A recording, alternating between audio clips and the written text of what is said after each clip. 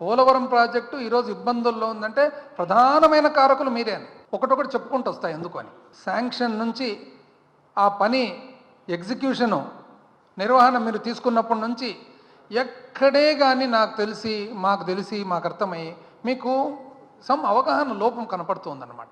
అసలు మీరు spill channel, మన ఇన్లెట్ ఛానల్, అవుట్లెట్ ఛానల్ పూర్తి కాకుండా, నదిని డైవర్ట్ చేయకుండా, మీరు కాఫర్ డ్యామ్ పూర్తి కాకుండా డయాఫ్రమ్ వాల్ ఎట్లా కట్టినారండి? ఏ విధంగా కట్టినారు? మేము ఏదైనా ప్రతిపక్ష పాత్ర పోషిస్తే ఇది తప్పు అని అంటే మాత్రం మీరు కోపం అంటారు. చాలా విపరీతమైన కోపం వస్తుంది. ఈ మధ్యలో మాట్లాడితే కేసులు అంటారు. ఇంక ఏం చెప్పాలబ్బా మేము? అసలు నిజం చెప్పాలంటే భూసేకరణ అండి, భూసేకరణ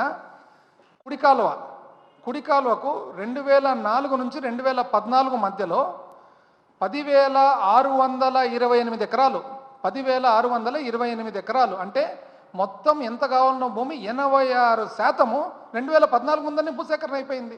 నిజం చెప్పండి, పోలవరం డ్యామేజ్ అంతా మీ వలన కాదండి అయినది.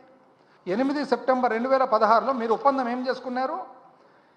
The central government will fund the Polavaram irrigation project in the following manner. It will provide 100% of the remaining cost of the irrigation component only.